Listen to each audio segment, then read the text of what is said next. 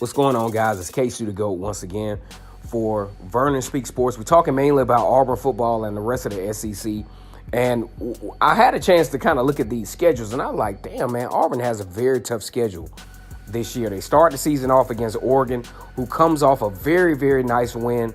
Kind of ugly win, though, over Michigan State in their bowl game. And they're coming in. Most polls, most way too early top 25 polls have Oregon at number 11. You know what I'm saying? And I think that's kind of a safe pick for them.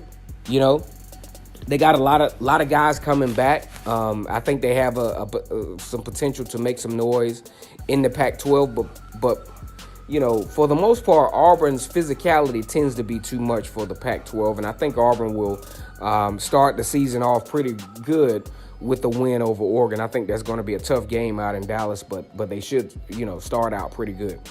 Tulane, they renewed their rivalry. This is actually one of Auburn's biggest rivalries, Tulane. And the last time these two teams met was October 21st in Auburn. Auburn won that game 38-13, but they had a heated rivalry back in the World War II days where Tulane actually led the series. 17. Tulane leads the overall series 17-14, but I don't think that will have. I think Auburn will gain a win in that series this year with a victory over Tulane, especially with all that Auburn has coming back, especially that defensive line is intact. They have some question marks at the linebacker position, but I think T.D. Moultrie and Nick Cole will help to answer those. We're going to do a video a little later on about why Derek Brown's return is huge for Auburn, especially from a personnel standpoint on defense. I think that's a game that Auburn should take. Also, Kent State coming to town September the 14th. That should be a victory for Auburn, point blank. Then things get a little tricky. Auburn has to take this trip down to South Texas to College Station to take on Texas A&M. Usually the away team wins. However, Auburn broke that trend with a miraculous win this past year, 24-20, over Texas A&M, in a very unlikely comeback from behind win over the number 20 team in the country, Texas A&M, this past year. I think this is going to be a really nice battle for Auburn. Texas A&M will probably come into the season ranked between about 12 and 10 in the country because of how they finished off, and because of the recruiting class that they have coming back.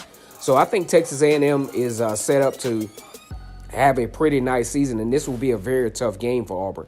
Then home game against Mississippi State, who is on the uprise. They pretty much battered Auburn down in Starkville, but Auburn actually has that team at home this year.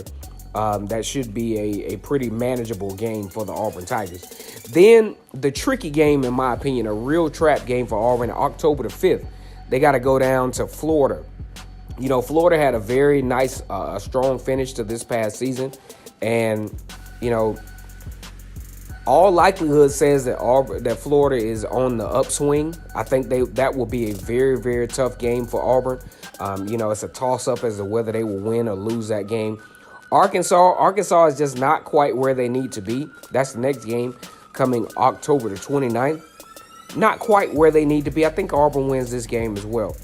Auburn also has to travel the subsequent week to LSU. Now, this is a game that's either going to be a 3:30 CBS game or going to be one of those night games on ESPN. Now, everyone knows it is very tough to play in Death Valley at night. But I think Auburn, is one of those teams that will be able to endure this. I think this will be a win for Auburn against LSU. Then they come back home to face Ole Miss. Ole Miss is still kind of trying to find their way in the SEC right now. I think this will be another nice win for Auburn. And then this is where the toss-ups begin for real. Auburn will be taking on Georgia in Auburn. Auburn has had some relative success against Georgia at home. Georgia tends to play very sloppy when they play against Auburn in Auburn. But we don't know. Georgia has a lot of question marks coming into this year. They have a new offensive coordinator, had a lot of personnel to leave for the NFL. So it's really a toss-up as to whether who will win this game, because I really just don't know what Georgia has coming back. Sanford, November the 23rd should be a win for Auburn. And then the Iron Bowl. One thing I can say about this Iron Bowl is the fact that no matter how good Alabama is, they play very tight against Auburn in Jordan-Hare Stadium. That stadium is uncharacteristically loud for the visiting team. Alabama tends to play very, very uncharacteristic as to what their usual tendencies are. They force throws. They make a lot of turnovers. They make a lot of uncharacteristic mistakes in Auburn when they play Auburn. So, just taking it, we're going to go in depth with this baby with each team and statistics a little bit later on.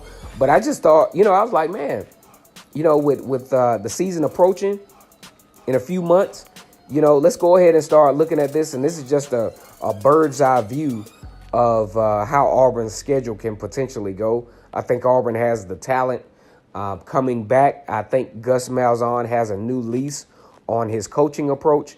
And we'll just have to see how this thing unfolds, especially with the recruiting classes signing.